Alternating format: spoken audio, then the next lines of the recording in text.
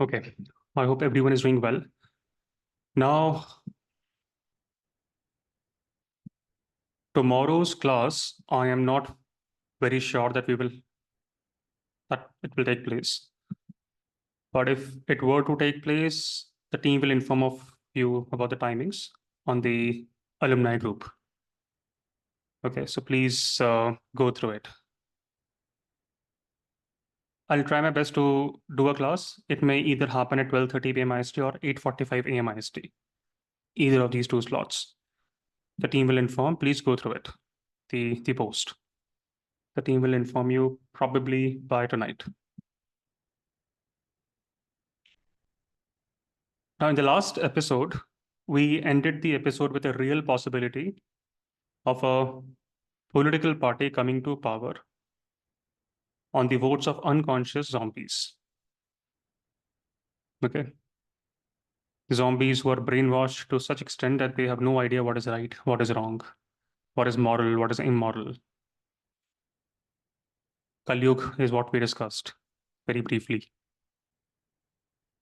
So a political party comes to power on the backing of such zombies. The leaders of that political party chooses their head of the government. Because in all practical ways, in all practical sense, this is what happens in India. Party politics, party ticket, party line, high command. Those terms have become synonymous to India's democracy to such an extent that we don't even question these terms. High command, party ticket, party line. Sadly, it's a very sad affair that people of India, they identify themselves with parties. No matter who runs for elections, these people may have no idea who are the candidates, but yes, parties is what they vote for. So yes, the party who these zombies have voted for chooses the head of the government. And that leader decides to proclaim emergency. The question now is, how would that decision affect India? How would the decision of a zombies elected leader affect India? One thing I would like to say clearly and categorically, this is a hypothetical example for education purposes. You will learn things better only when there are examples. Please do not get into debates like outsiders, that Naman sir is pro-BJP or anti-BJP. No. I'm neither pro-BJP nor am I anti-BJP. I'm pro-India. Same should be the case with all the misfitters.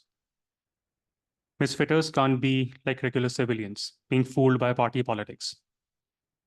Misfitters will hold the government accountable. Misfitters will vote for good candidates. Misfitters will engage in politics. Misfitters will never become spokesperson of these useless political parties. They will never engage in whataboutism or whatever. You cannot behave like brainwashed beings devoid of any critical thinking. So in a hypothetical scenario in the year 2024, a political party with a strong leader comes to power. And that leader of this political party, who also happens to be the head of the government, decides to proclaim national emergency under Article which, Yashikant? Under Article 356. 356? National emergency. I haven't even spoken anything about Article 356. 352. And why did you say 356?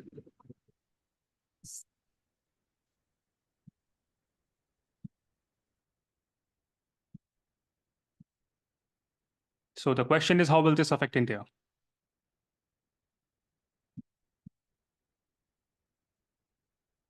Shraddha?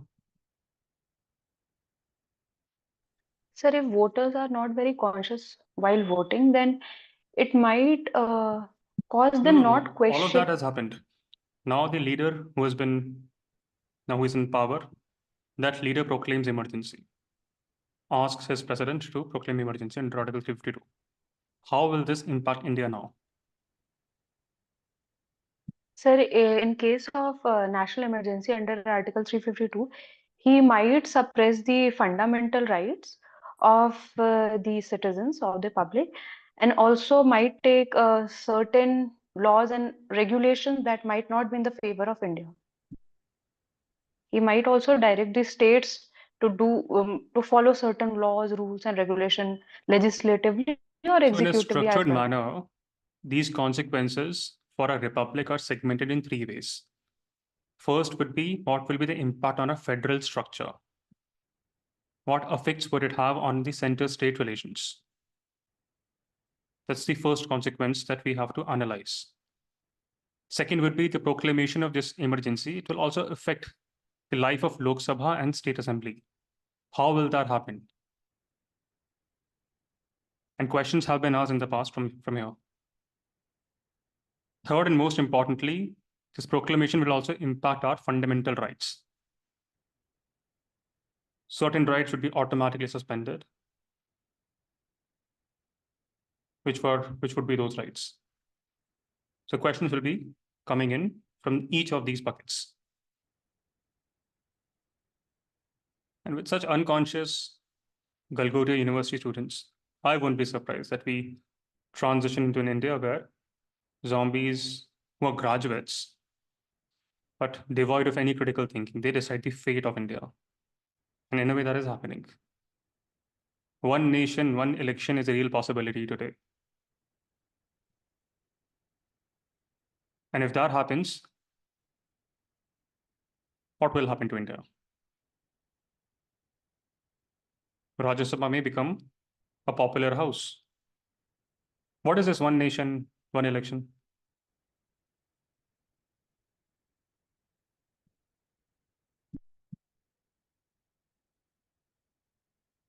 What is this one nation, one election? Mukul, any thoughts? No, sir, I don't have any idea. See, as MisFits, you cannot come up with a sentence. No idea. You can't say this in the interviews. You can't write this in the mains. How can you say here? Now, this habit is formed on daily basis. So you have to form conjectures. The way Weber was forming conjectures in the interview. So video, right?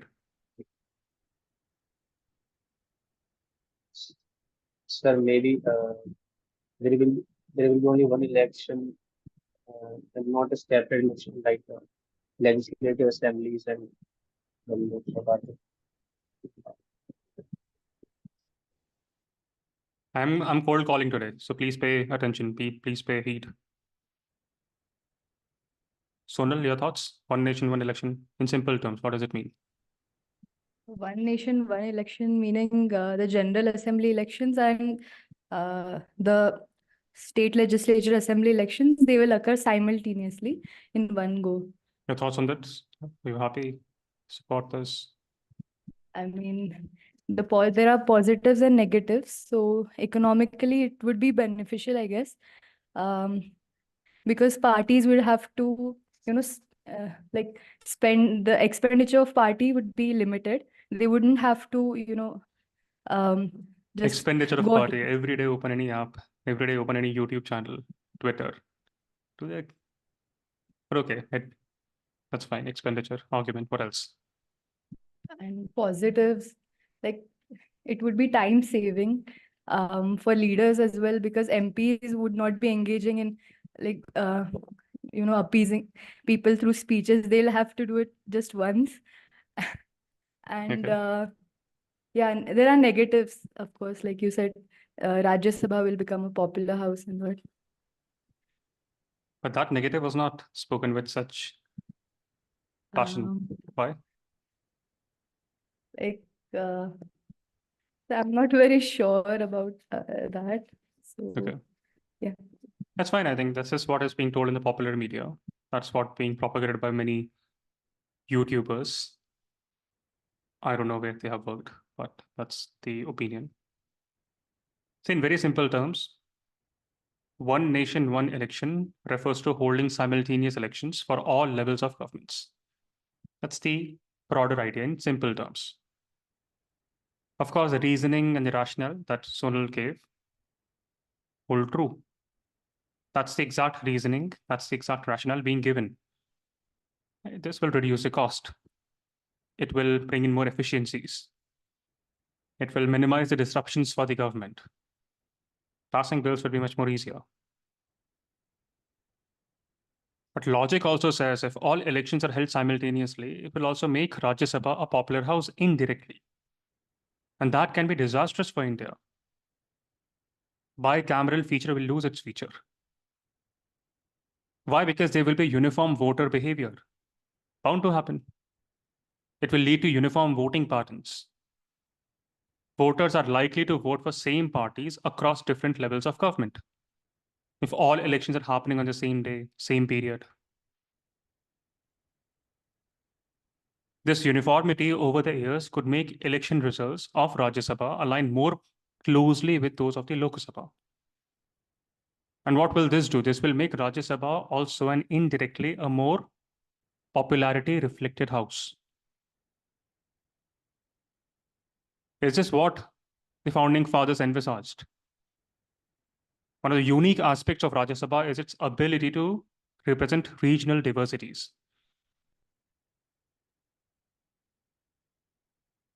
Rajya Sabha has this unique ability to counter the popular house feelings at the center.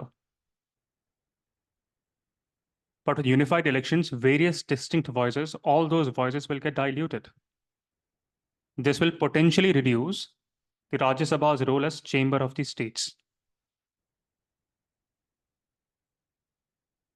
Youth of India that we just saw, they will be very happy with this because they will be sold a story. The story, see how much money we are saving, how efficiently we are passing the bill. What we will not realize is governance. Governance is not always about efficiencies or saving money. It is also about accountability, equity, empathy, scrutiny. Otherwise, make Mukesh Ambani the CEO of the country. He would be very efficient.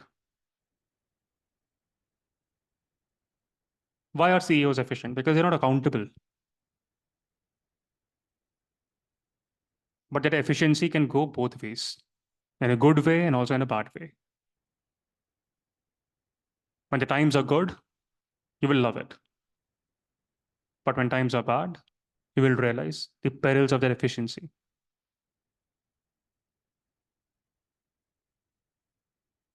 Mukesh Ambani ji, very efficient. But would he be accountable? The rock bed structure of bicameral system, all of that will go for a toss with simultaneous elections. It will not happen immediately, to be noted. It will not happen in 5 years or 10 years, but gradually this will happen. Because you will start seeing the same trends in Rajya Sabha, two popular houses in a way. Of course, in the examination, if you were to write an answer, you have to write about the positives and the negatives and conclusions.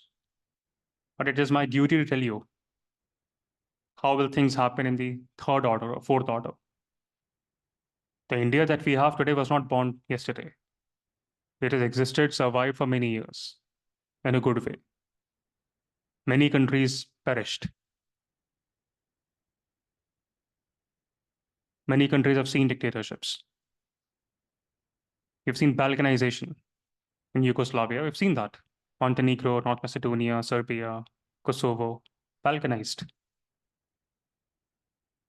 But India has survived all that.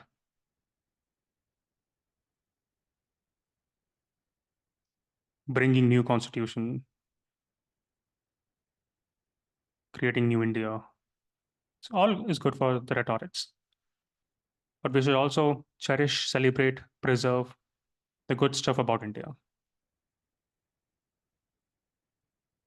And one of that scenario is a scenario of checks and balances that the bicameral system beautifully does.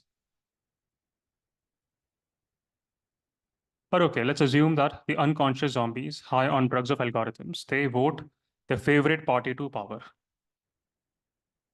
These junkies will vote for parties, not candidates. Now, this new party, it now controls Rajya Sabha, thanks to one nation, one election. This new party already controls Lok Sabha, thanks to it being a popular house. And this new party will find it very easy to declare emergency, despite the 44th Amendment Act. It won't be difficult. Why? Thanks to one nation, one election, over time, you will see popularity-driven houses. Special majority clause for proclamation of emergency will not be a hard ask. So let's assume emergency has been declared. What happens to executive powers? In the last episode, we learned that during national emergency, the executive power of the center, it extends to directing any state. It extends to directing any state regarding the manner in which its executive power is exercised. Convoluted sentences. And Lakshmi Kanji is famous for these convoluted sentences. What does it mean?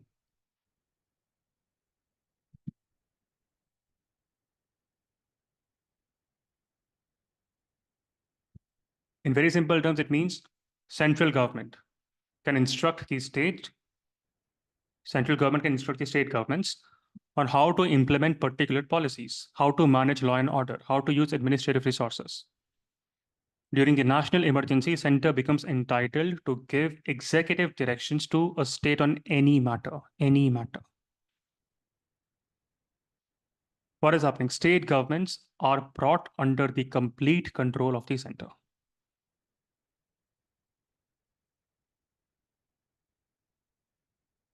But are these state governments suspended? No. Very important point to note. State government is not suspended in this case. Under Article 352, suspension is not happening. State governments will exist. Congress's government in Karnataka will exist.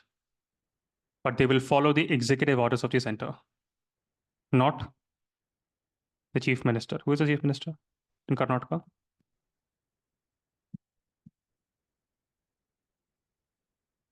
Who is the CM currently? Tamanna? Sir, some person Siddhar mein. Lalit? Anyone from Karnataka? Sitaramaya. Sitaramaya? Rashmi? Sir, Sidramaya, sir. I'm Siddaramaya. from, Any thoughts on him?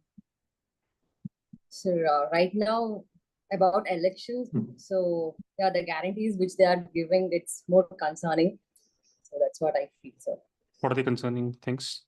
So concerning, like free electricity and free buses for women and 2,000 for family-led women. So all these things, like they are giving, but there is no development. So from after this election, there is no development in Bangalore as such. No new projects are coming in case of infrastructure. So nothing is happening. Everything, whatever they are earning, they're just spending on this freebies. That's more concerning. And people are not even aware of that. And why aren't they aware of it? Because they're getting money. So that's the problem of the people. They're Or are they getting money, real money or nominal money? So I don't know the difference in real and Any thoughts, anyone? Nominal money versus real money? You all would have gone through economics, right? But anyway, tell me more about the politics of Karnataka. What happens? What do people care for? What are the issues? so basically like under meaning the people who are literally aware of this, they are against this government schemes and all. But majority of the people, I mean rural side of the people, they actually want these benefits because all the developments is happening in the metropolitan cities or where there is a strong leaders. But in the rural areas, we don't see any such developments. Even in my I'm from Magdi. It's near to Bangalore. So even in my friend, near my house, there is a drainage system. So we've been telling from past 10 years, the governments to clear the drainage. Nothing, they're not considering anything. For the oath's sake, they'll come, they'll talk, they'll just discuss and they'll go. Now, no development is seen in my area as well. And in Bangalore, so people are concerned about earning. So no one is ready to take a call or talk to the government. And because of that reason, even they are not accountable for us. That's what I feel. Okay. See, now we've become, as MisFits, we have gained decent amount of following on social media, decent amount of engagement in social media. If there are certain issues that you want to talk about, record, write to us, and we will ensure that those goes out via our channels. It is important that local people bring in local issues, talk about local issues. And since we have decent reach, which will keep on growing, we would love to ensure that your views, your points also get covered. No movement can be a movement of solo warriors. See, Congress will come to power, BJP will come to power, but nothing will change. As long as we are just replacing these parties. As long as we are thinking only in first order principles. But yes, state governments during emergency, not suspended. It will exist. Congress government in Karnataka will exist. But they will follow the executive orders of the center, not the chief minister. Those executive orders will be given by whom? Representative of the center in the state. And who is that person? Sakshi? The governor. In Karnataka, who would that person be? Rashmi? Governor, some Teros, I don't know, he's from MP, I guess. You will never forget him the day you have emergency operationalized. Because he is the one, he would be the one calling all the shots. Or she would be the one calling all the shots. I don't know who the person is yet. So please note, during the emergency, state government is not suspended. I'm repeating this again. This has been tested in examinations. Only the state governments are brought under the complete control of the center. In normal times, we know what happens. Center can give executive directions to a state only on certain specified matters. What are those matters? Which schedule talks about those matters? Who will tell me? Are you even solving any paper? You would have stumbled upon these questions in your second paper or third paper. Sagar? Is it the 7 schedule? Yeah. What does it talk about? It talks about the distribution of powers between the center and the state. And it talks about 3 different lists, center list, state list, and concurrent list. And then the residuary powers of the center taken from Canada's constitution. Good. During national emergency, center becomes entitled to give executive direction to a state on any matter. During the emergency that was declared by Fakhruddin Ali Ahmed, I will not call him as the president of India. He was the president of Indira Gandhi ji. At zero spine to be called as first citizen of my republic. During that emergency, many executive appointments were made to the state governments at the last minute. The governors were being changed overnight. All those who were loyalists of Indira Gandhi ji or Sanjay Gandhi ji, they were at the helm of various states.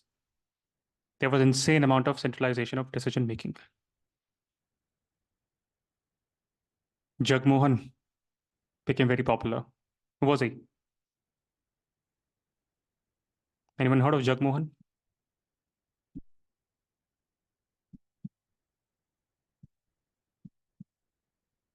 Let me show you one of the videos. This is a man who was the personal secretary to Indira Gandhi ji during those days. He has a few things to say.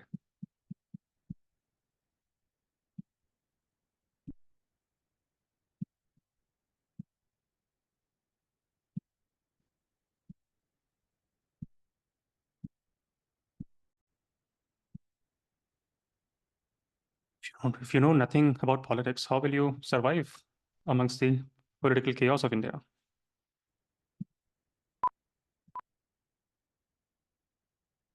Mr. Binder was the DIG or the IG at that time, a government officer. Mr. Jagmohan was also a government officer, and Mr. Tamta was also a government. And they were sending sponsored crowds to Mrs. Gandhi's house. This is what you are saying. So that added to this spontaneous crowds. It swelled the crowds. It swelled crowds. So, sir, what was Sanjay's reaction to this? Sanjay's reaction to, naturally, when the crowds are there, he welcomed the crowd. He said that the crowd is in favor of Mrs. Gandhi. He will not say why the crowd is coming. That anybody will feel that they are coming in support of the Prime Minister. But when you look back, because you were so close and you were loyal to Mrs. Gandhi, you know, this emergence of Sanjay Gandhi, her son, as a classical extra-constitutional authority and doing things that hurt Mrs. Gandhi's image, did you see that happening and did that bother you? This also, you know, that did bother me, but there was hardly any choice. Because these people, I hold these three persons responsible for making Mr. Sanjay Gandhi as the unconstitutional authority. Mr. Tamta, Mr. Jagmohan and Mr. Binder. Because they were the person who incited him, instigated him or prompted him to do certain things. They would come in the morning at 7 o'clock. I used to be on duty at 8 o'clock only, and take orders from him and go on doing that. These things included beautification of Delhi. All shops should have similar signboards. There should be price tag on everything. Then demolitions. So all these things, I personally feel, would not happen if these people had not acted like that. Mr. Sanjay Gandhi would not have acquired that. And you know what happens? Human nature. If you are given some opportunity, some power. I'm just reading the Wikipedia page of this Jagmohan. And basis the Wikipedia, I think it's written here that he was awarded Padma Shri in 1971, Padma Bhushan in 1977, Padma Vibhushan in 2016.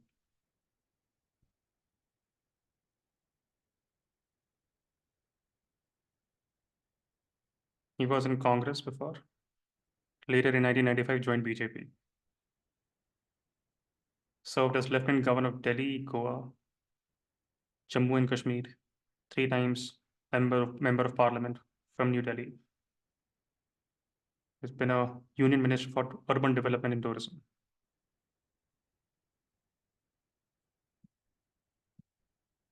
But a very controversial man. I often stumble upon these lists, Forbes 30 under 30, and many such lists. Be very cautious when you stumble upon the names of people in those lists. You are not featured there free of cost.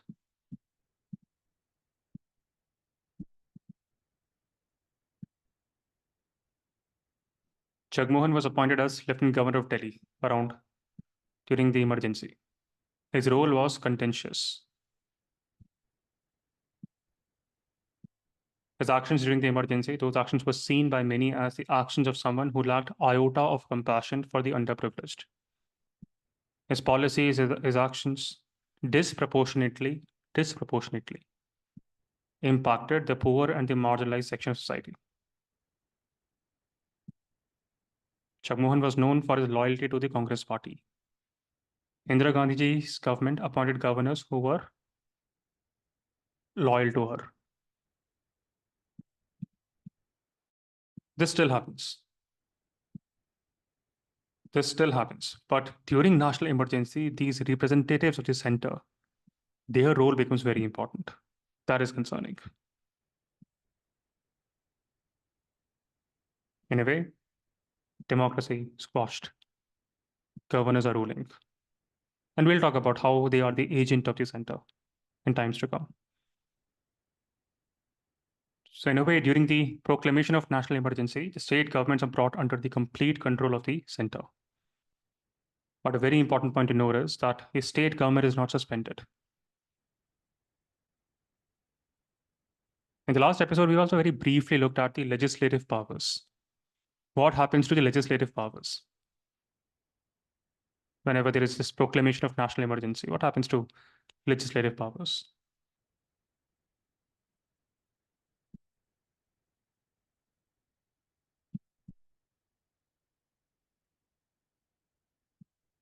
Kirti?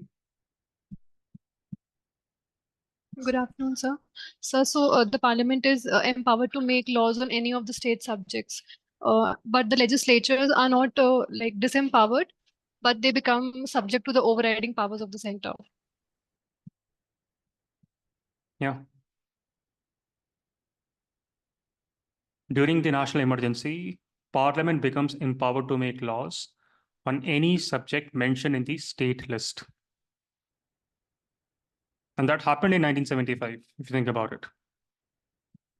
During the 1975 emergency, central government brought in several laws that were related to land ceiling, property rights, and those were typically state subjects. Public order, police powers, what are those? State subjects. But a new act was passed, and that act had consequences for all the states of India. MISA, Maintenance of Internal Security Act.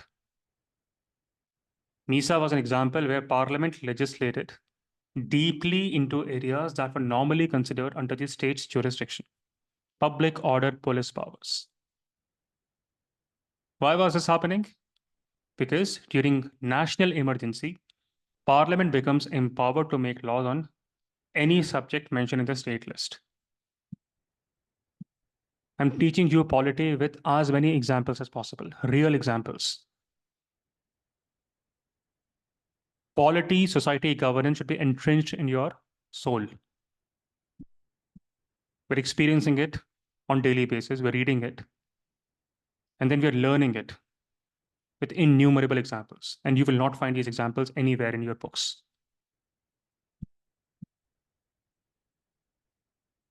MisFits has to form the foundations of your UPSC preparation. Of course, you can make advances thereafter, but foundations are to be very, very clear.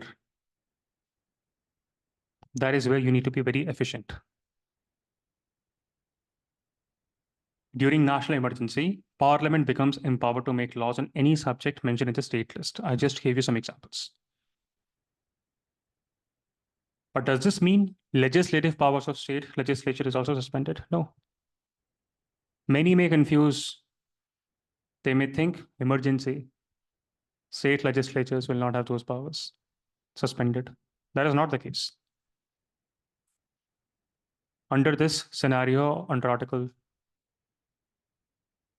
352, legislative powers of the state legislature is not suspended. What is happening is that these powers become subject to the overriding powers of the Parliament. So during the national emergency, normal distribution of legislative powers between the center and the states, that is suspended. But please note, state legislature is not suspended. Why? If you were Modi ji, or at that time Indira Gandhi ji, don't you think it's much more practical to suspend state legislature during emergency? State legislature can perhaps create hindrances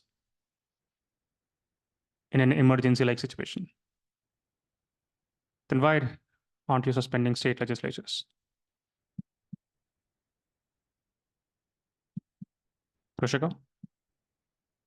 It is very impractical because we have almost more than 20, we had 28 states and so many union territories. It is not feasible to govern the daily functions of the whole country just by State legislature.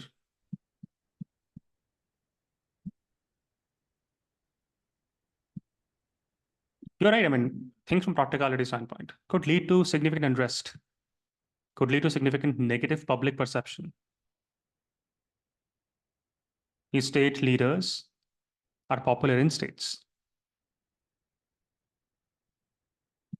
Can anyone tell me why? I mean, of course, this may change, but why BJP is not so popular in southern states? What's the reason? Janani, go on. Your thoughts? So, sir, I can think of two main reasons. One is that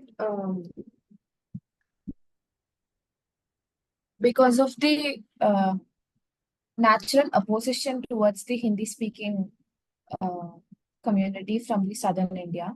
Second is that as far as like since I am from Tamil Nadu is concerned, we are like I mean Tamilians are more comfortable with the Dravidian parties that is there, and this natural opposition towards the nationalist parties such as BJP and Congress has always been there. And Tamil Nadu has also been under the Congress government initially after the independence, and that didn't turn out so well except for Mr. Kamarajar's chief ministership.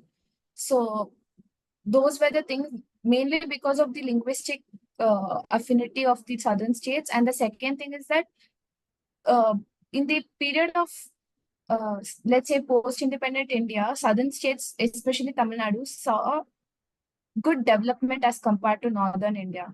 So this had naturally educated South Indians more than that of, you know, certain parts of North Indians. So this is kind of making that friction with respect to BJP that is happening right now.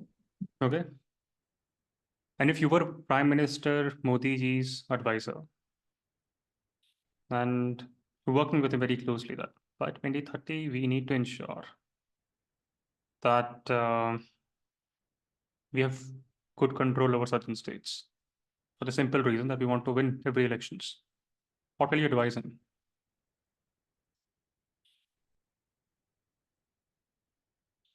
Sagar.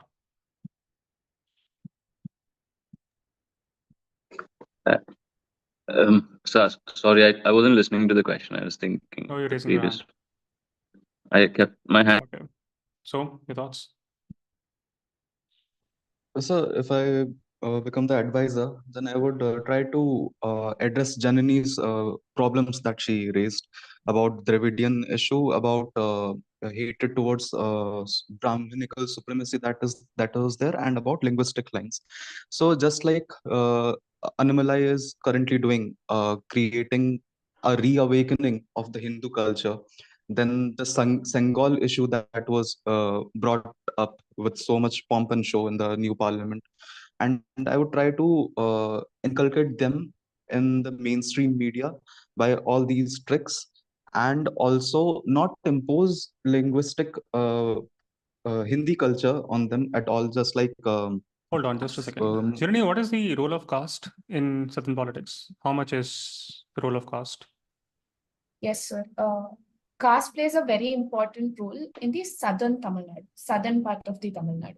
Northern part of the Tamil Nadu is little more developed and I'd say a little more rationalized with regards to caste lines. But the coastal Tamil Nadu and the southern Tamil Nadu, still the caste plays major role in vote bank politics as far as I know. But apart from this, definitely caste plays better role than that of religion in Tamil Nadu, sir. Like caste. So what can riots, BJP do to come to ensure that, you know, they have a clean sweep the way they have in UP or MP? BJP cannot garner vote in religious lines as far as in Tamil Nadu is concerned. Sir. Why? They can, because in Tamil Nadu religion is embraced all over. I am not like how to say, we have a lot of temples that is there. We have one of the largest dargah, and we have Christianity also that is embraced all over Tamil Nadu. And since the ancient time, Jainism also So what is can BJP embraced. do? Okay. First, they have to bring some optimistic perspective change of people towards BJP, because whatever BJP do, Tamilians oppose. Right now, there is a lot of trolls against BJP. Second thing, they need to get a very positive support from the Dravidian parties, especially DMK and ADMK. When ADMK and DMK are able to respect the decisions of BJP and are able to have proper political ties with BJP, then the people would somewhat respect, as a part of respecting the political decisions of Dravidian parties. That is one way. Second way, at the individual level, if BJP has to garner some kind of positivity from Tamilians, then they would have to do it more rationally than the religious lens. So these are the two things. Okay.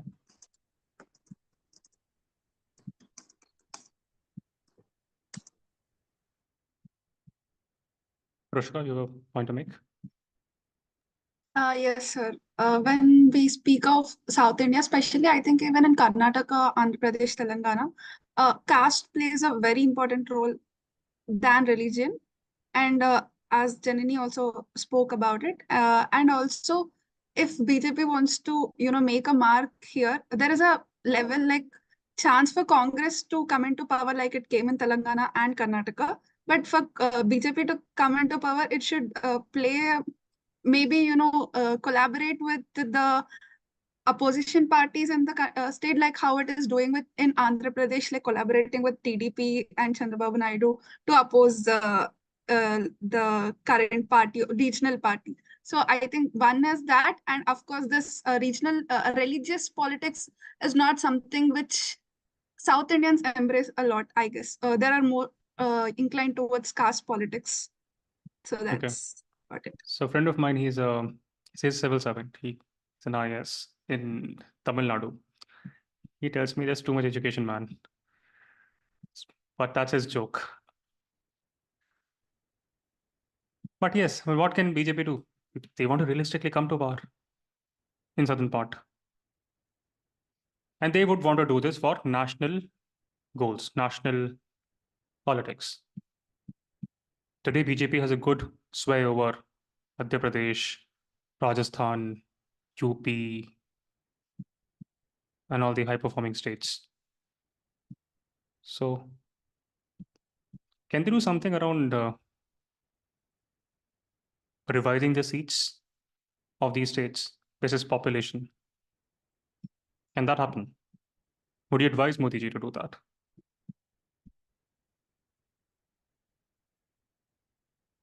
South Indians will be very tense now. Mahesh, what do you think? One thing is that there is already a debate in the Legislative Assembly, and also the BJP MPs, BJP MLAs of Tamil Nadu are opposing the delimitation and they want to extend it. So maximum Mr. Modi won't do that. And regarding the caste is the biggest thing. Apart from Chennai, No, that is fine. Let's hold on. Let's have a discussion on, revising the seats. If we can ensure, the way Ladakh has no voice. Constitutionally, if the central government can ensure that these states who are not following through on our lines, they also have no voice or limited voice. States where we have a good sway over, they should rule over India. What would be your advice to Modi ji? Can he do that? Politically speaking, it makes a lot of sense. No? Anyone from South who would want to have opinions there? Otherwise, I'll yield the floor to Chirani. If no one else. Go on, Chirani. Tell me your thoughts. So delimitations and the extension of seat would help to some extent, but that again, those seats will be occupied by Dravidian parties only. It's okay. Now, anyway, we're making you irrelevant, these states, in the political structure of India.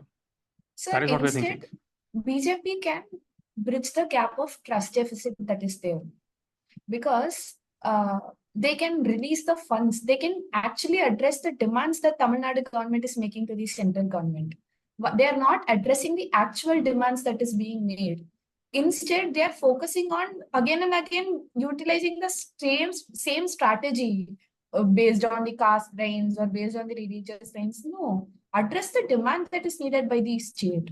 What is Tamil Nadu government expecting from the state government? I mean, from the central government. But don't you think it's a better important. political strategy? See, politicians care about winning elections.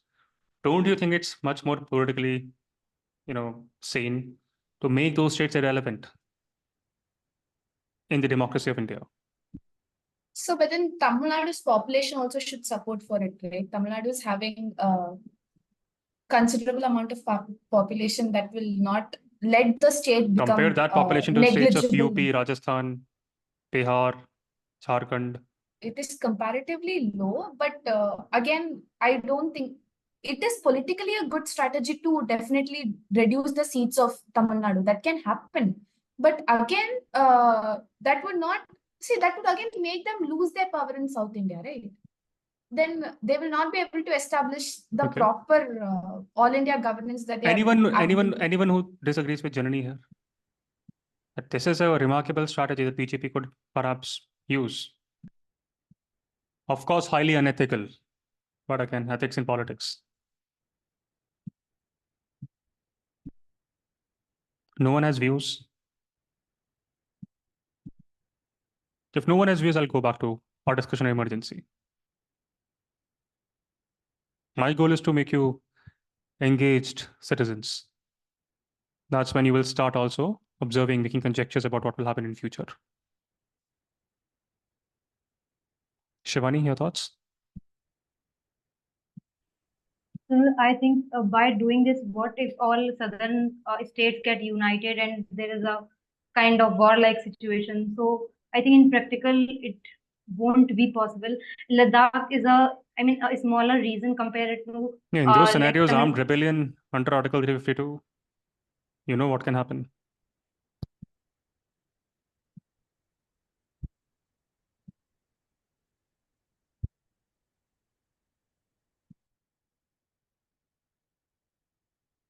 Sahil?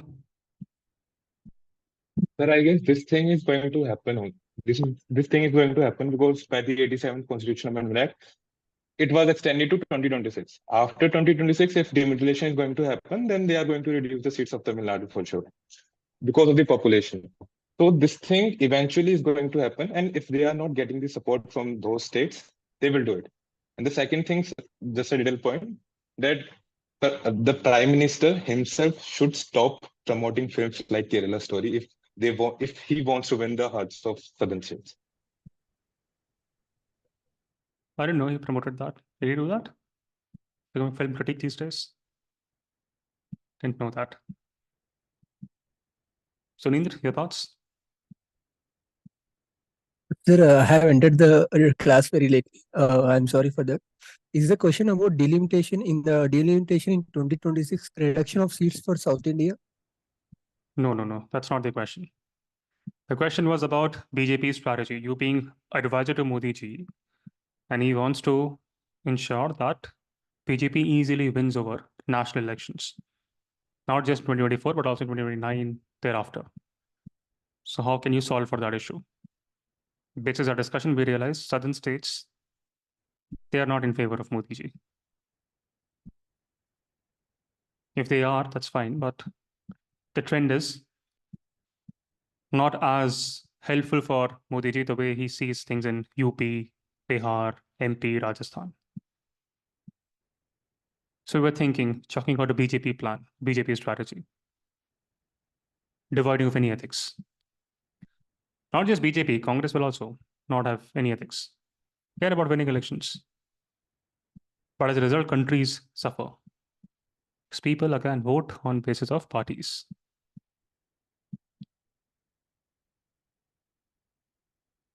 But yes, Sunil, you can go back to the discussion and you can form your answers while the recording. Today class began early, 12:30.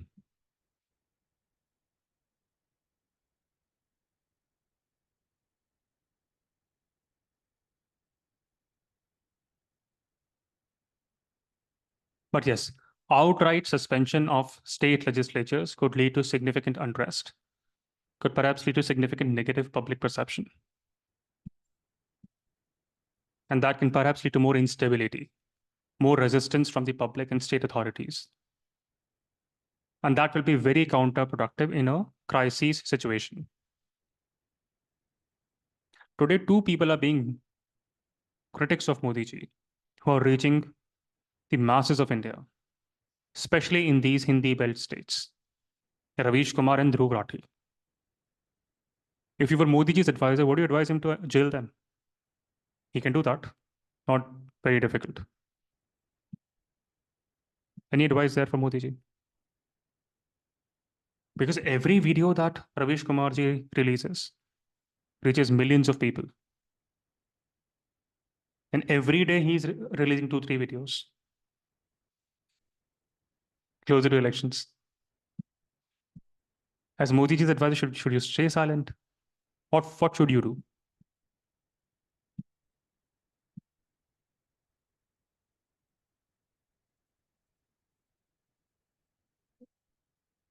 None of you have any advice on these simple matters?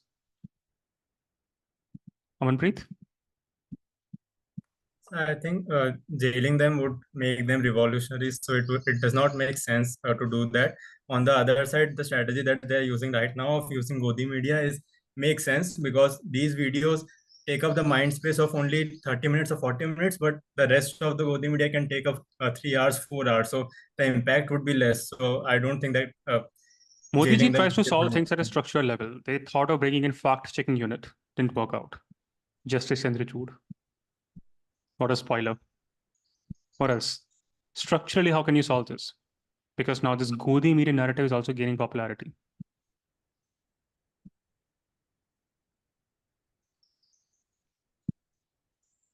Can you just stay silent, rely on Arnav Goswami?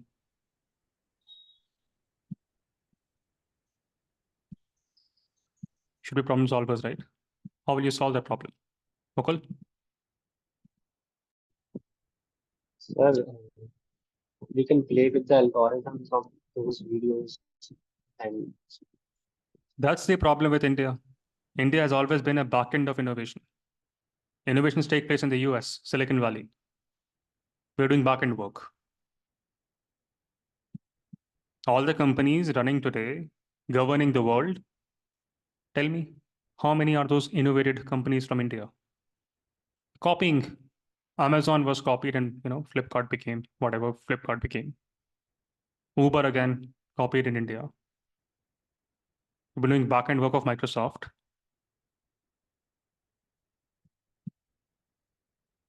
So we can't play with algorithms.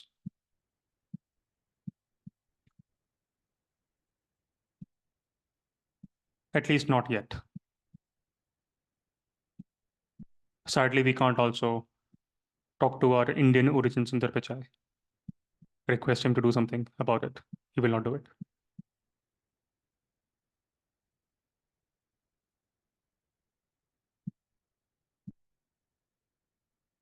So jail them for a few months. There will be an outcry, but in the longer run, don't you think this will be beneficial? Ritu? No, sir. Jailing them will make them, like another person said, make them revolutionary, and it will make them heroic. But jailing So Arvind it will. Kejriwal ji around this time, I'm not a supporter of Arvind Kejriwal, but jailing him at this time, wasn't it counterproductive? Yes, I believe the same, and I'm of the thought if they need to jail him, that it should be done in 2023 instead of now. But also it's like ED process, so can't really say, but it's going against BJP for sure. At this time, I in think I agree. Public perception will change dramatically if they were to jail Ravish Kumar, Dhruv Rathi. Dhruv Rathi being so adamant that he flew to India around this time. Please jail me. I want my popularity so that I can sell my course. Didn't happen. So from all practical standpoints, central legislature has overriding powers over the state legislatures. During national emergency, constitution becomes unitary in the state of emergency. State legislatures still exist because local leaders are also powerful, popular. No need to antagonize them unnecessarily when you can control things practically.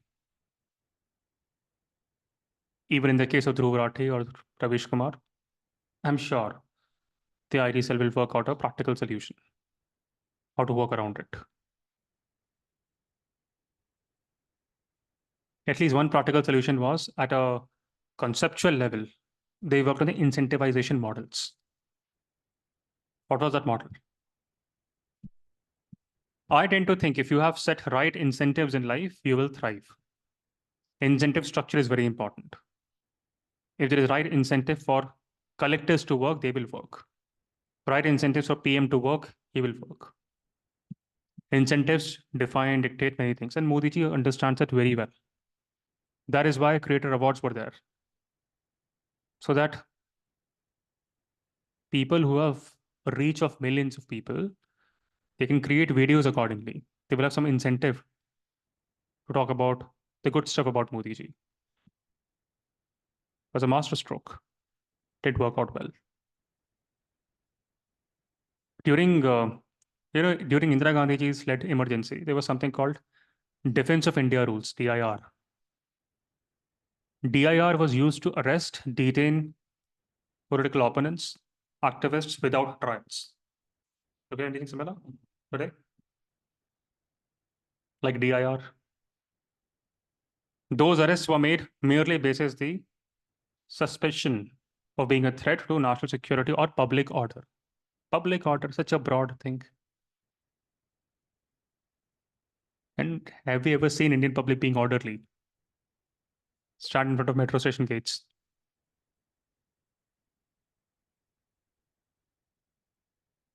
There were laws that control the flow of information. Many rules during the time of Indira Gandhi ji allowed the governments to impose strict censorship on the press and media.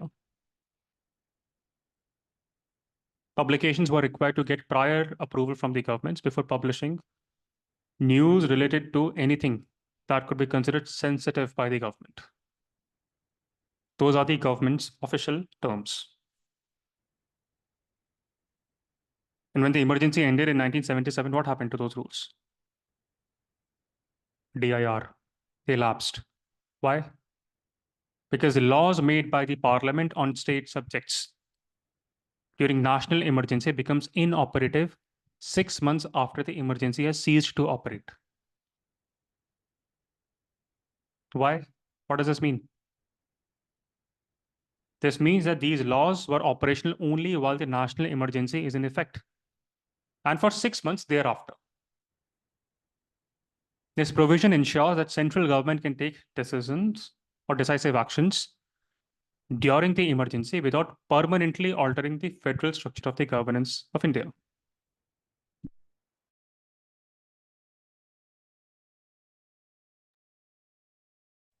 So during national emergency, Parliament becomes empowered to make laws on any subject mentioned in the state list.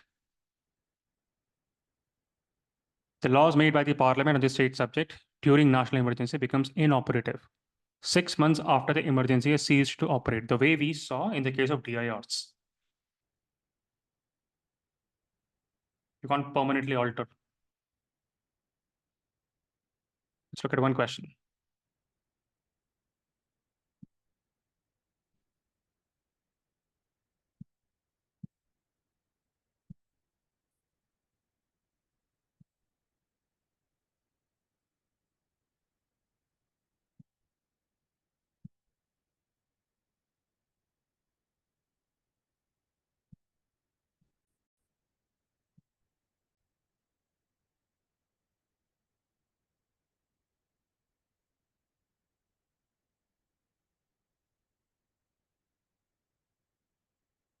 Ashwini? Sir, after 6 months, they get lapsed. Which part of India are you from, Ashwini? South Andhra Pradesh. Then why were you silent when we're debating about southern versus northern states?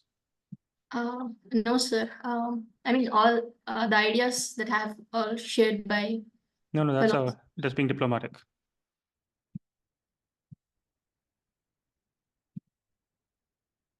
But yes, that's the answer. One very interesting thing is when a proclamation of national emergency is in operation, President can issue ordinances on state subjects also. What does that mean? Ashi, what are ordinances? Which article?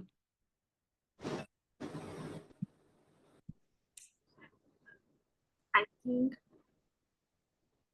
100 or 101. So they are the directions by the president, given by the president when the parliament. Absolutely wrong. Both the statements. Entirely wrong.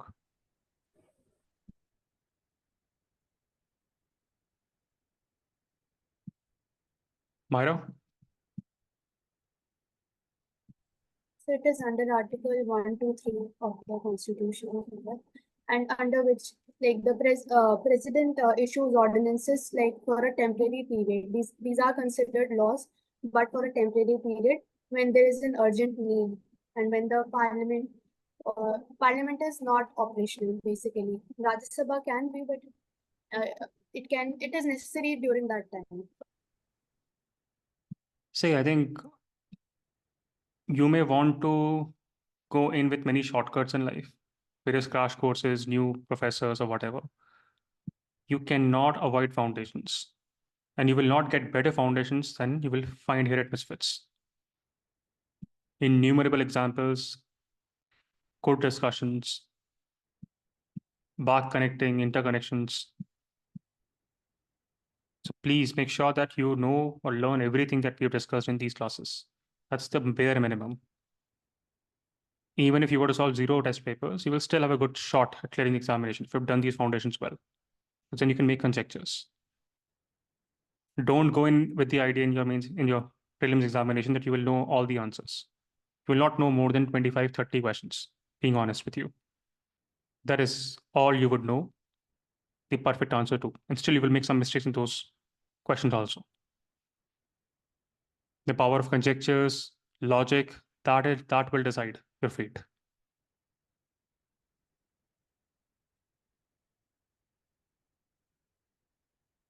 Ordinances are the laws that the President of India can promulgate when the Parliament is not in session. These are laws, not directions. The rationale behind granting President the power to promulgate ordinances is to address urgent matters, matters that cannot wait for Parliament to convene. Those matters might include issues of national security. Those matters might include economic crisis. Anyone from Ladakh, Jammu and Kashmir in this gathering? I want to learn about the on-ground situation. What's happening in Ladakh with respect to Chinese incursions?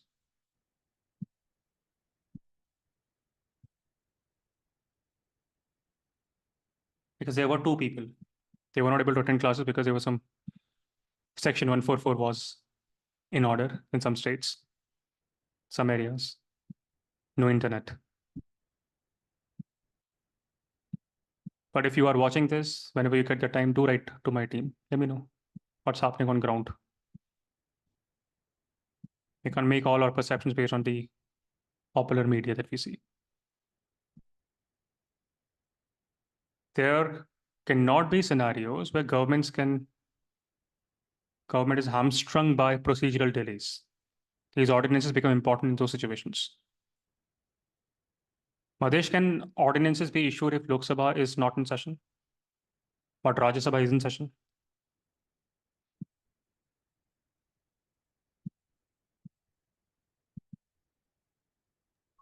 Yes. You're saying yes? Why? Lok Sabha is not in session, so Lok Sabha is not in session, Rajya Sabha is in session.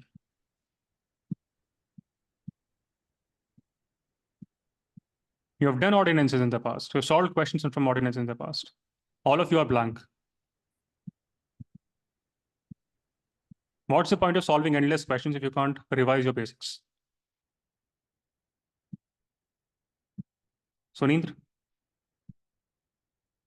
Yes, sir. President can pass even when Lok Sabha is absent and Rajya Sabha is present also. Daisy, what do you think? Yes, sir, the president can still pass because a bill becomes an act only when passed by both houses of the parliament. So even if one house is not there, the president can pass ordinances. Kirti, what do you think? Yes, sir. If either or both the houses are not in session, the parliament can pass the ordinance. So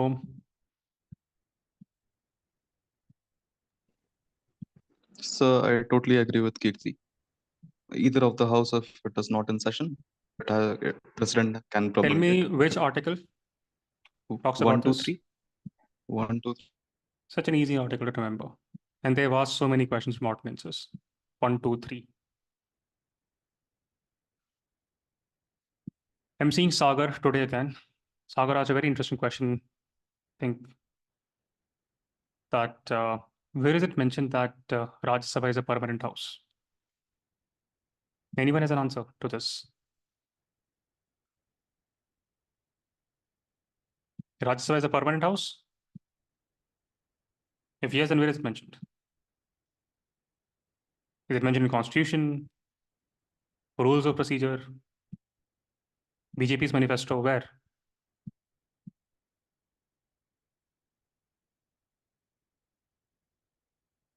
Sahil?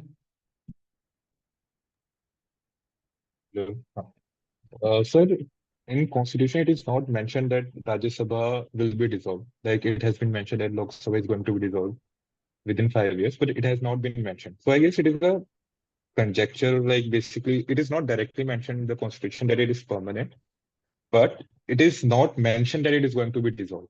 Second thing, I guess under Representation of People's Act, that 2 years after 2 years, 1/3 members are going to Hold be on. retired. Let's do one thing. Let's read Constitution. And tell me your thoughts. What does it mean?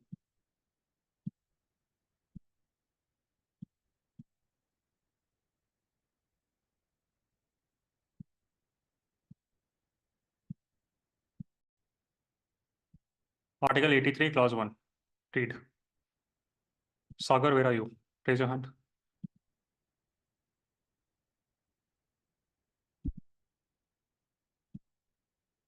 Yeah, go on, read. Read this. And tell me your thoughts. The Council of State shall not be subject to resolution. Yeah, that means it's permanent. But as nearly as possible, 1/3 of the members shall thereof shall retire as soon as may be on the expiration of every second year, in accordance with the provisions made in that behalf by And the for that, I think the RPA was passed, was enacted. But here they are mentioning it. Article 83, Clause 1 mentions that Council of States, that is the Rajya Sabha, shall not be subject to dissolution, but 1/3 of its members shall retire, etc., etc. This is my understanding. It implicitly establishes Rajya Sabha as a permanent body. Nowhere it uses the term permanent. But there is an article in the Indian Constitution basis which we can implicitly make this conjecture. It means continuity of the House, unlike the Lok Sabha. Unlike the Lok Sabha, which must be dissolved at the end of its 5-year term or earlier if dissolved by the President, Rajya Sabha does not face that resolution. Permanence is there.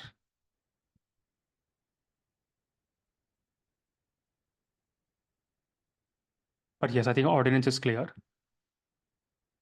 The power to issue ordinance is a remarkable power. But these ordinances have temporary role. Ordinance remains valid for how many weeks? From the date of which the parliamentary assembles. Shahnipas? Yes, sir, it may be the 6th week. Where are you from, Shahnipas? From the Manipur, sir. Manipur. How are things in Manipur? Things getting worse and worse. What is happening? There is a conflict between the Meitei tribe and the Kuki tribe, and it's still going on for the past 1 year. But why is it happening? What's the reason? The reason is so many factors are there. First of all, the present government, the Biren-led BJP government. No, forget about governments. Tell me the foundational reason. What's that reason? Yeah, foundational reason is that narco terrorism is one of the reason, and then there is the scheduled tribe demand from the Meitei community side, which were already enjoyed by the Kuki tribe. This is the reason, main reason. Okay.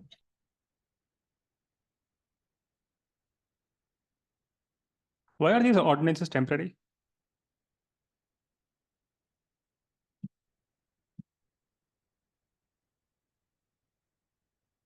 Swarnendu?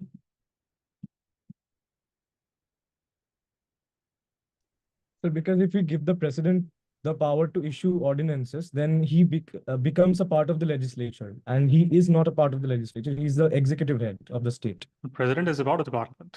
UPSC question. No, he is the part of the parliament, but his role is to give assent to the bills and not form laws. That is the exclusive power of the legislature. What the else? The president can become extremely powerful. The president can override the prime minister. The president can override the parliament. The president can't do anything without prime minister knowing anything. You don't have that American system. But yes, checks and balances. Something that we keep on forgetting. Checks and balances. Checks and balances ensures that executive cannot make permanent laws without the oversight, without the approval of the parliament. Basic democratic principle of legislative supremacy. From the British context. In India, constitution is supreme, not the parliament, but still checks and balances. And at the very core, at the foundational level, at fundamental level, these ordinances were meant to be used in emergencies, urgent situations only. They cannot become routine legislative tools.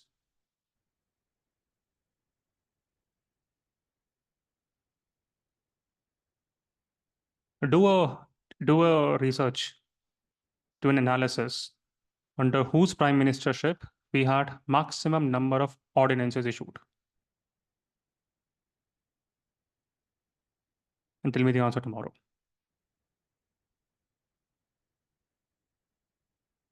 So when the proclamation of, and by the way, when you see this issuance of ordinances, you can make many conjectures. The mindset of people, the rulers. But yes, the point I want to highlight again here is, during the national emergency, president can issue ordinances on state subjects also. If the parliament is not in session, that is the rule. So far we have discussed effects of emergency on the executive and legislative powers. But what about financial powers? In one of your standard books, you choose to not read it, it is mentioned that while a proclamation of national emergency is in operation, president can modify the constitutional distribution of revenues between the center and the states. What does that mean? But most importantly, what is the rationale for this? Himanshu? During the time of emergency, like what happens right now, Finance Commission decides how much revenue is to be given to the states. At that time, the president can change that structure to ensure maximum revenue for the center, as center is controlling the whole of the territory, and make sure that the revenue goes to the defense of to better purposes than for the at that time state is at a back seat. Center is in driving position, so they have the whatever. It is emergency situation. Central government may require greater financial resources to address whatever crisis that the government is facing, be it defense, disaster response, maintaining law and order, managing elections. Center has to be at the helm. So in a way, it makes a lot of sense that center should have the ability to modify the distribution of revenues. So this ability to modify the distribution of revenues is crucial, very crucial in reallocating resources swiftly, effectively, to where they are needed the most. So while the proclamation of national emergency is in operation, president can either reduce or cancel the transfer of finances from center to states. But a very important point to note is that such modifications continue till the end of the financial year, in which the emergency ceases to operate. And every such order has to be laid down before the Houses of Parliament. Why? What does that mean? So one thing is clear, that this financial distribution authorized by president is temporary, designed to last only until the end of financial year, in which the emergency is withdrawn. These extraordinary powers are not extended indefinitely. Not just as this modification, the financial modification should be laid down before both the Houses of Parliament. This ensures accountability, oversight.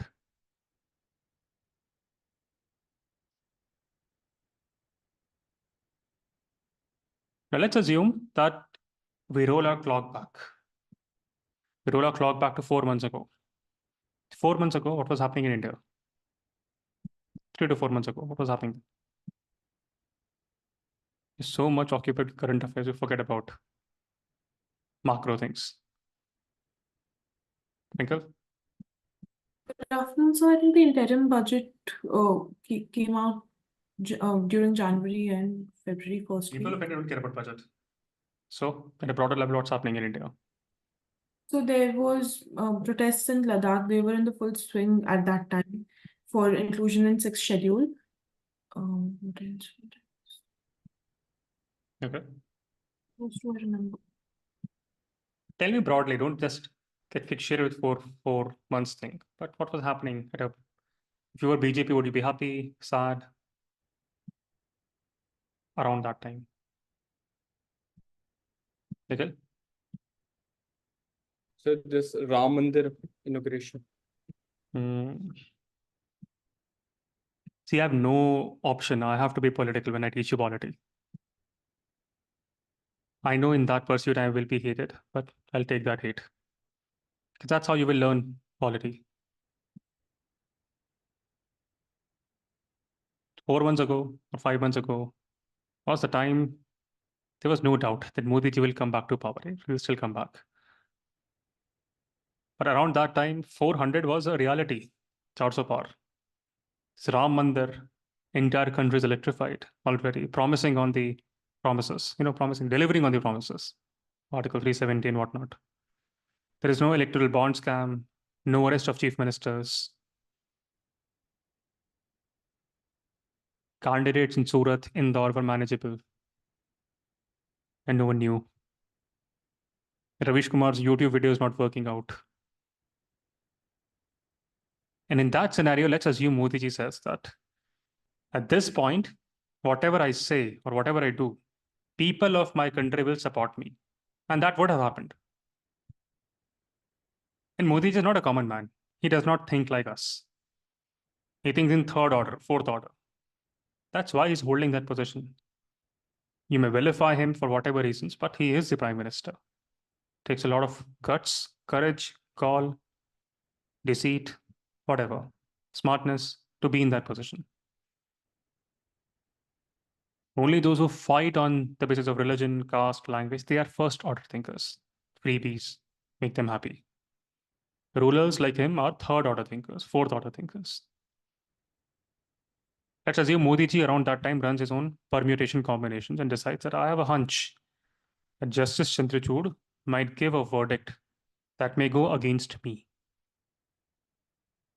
He says, I have a hunch. After this verdict, a tide might turn against me. What if we declare emergency now? And people love me anyway. And have our own reasons.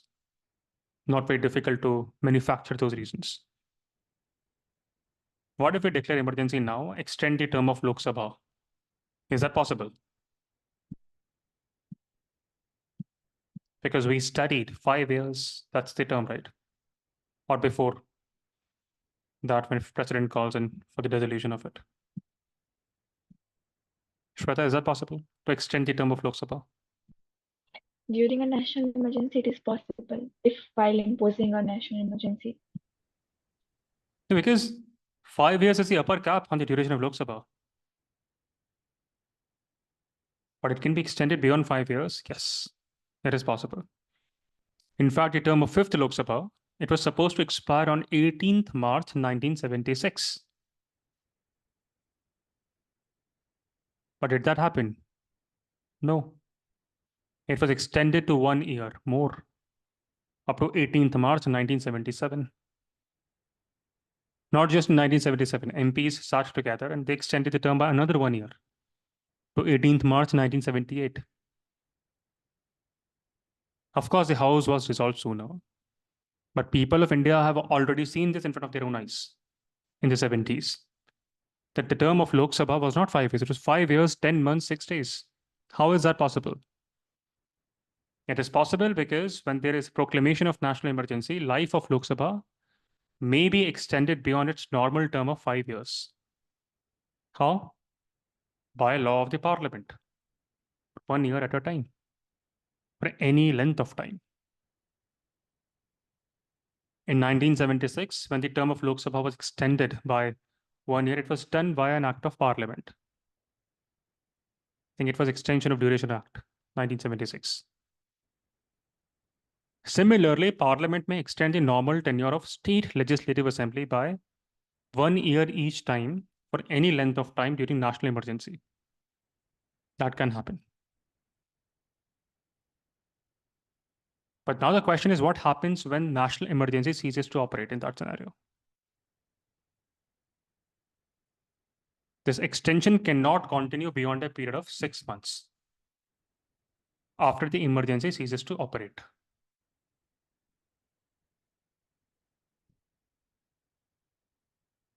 Okay, the 6-month thing is there. This allows both the central and state governments to adjust their budgets, financial planning accordingly. It helps prevent sudden shocks, disruptions. Because this decision to terminate emergency is abrupt.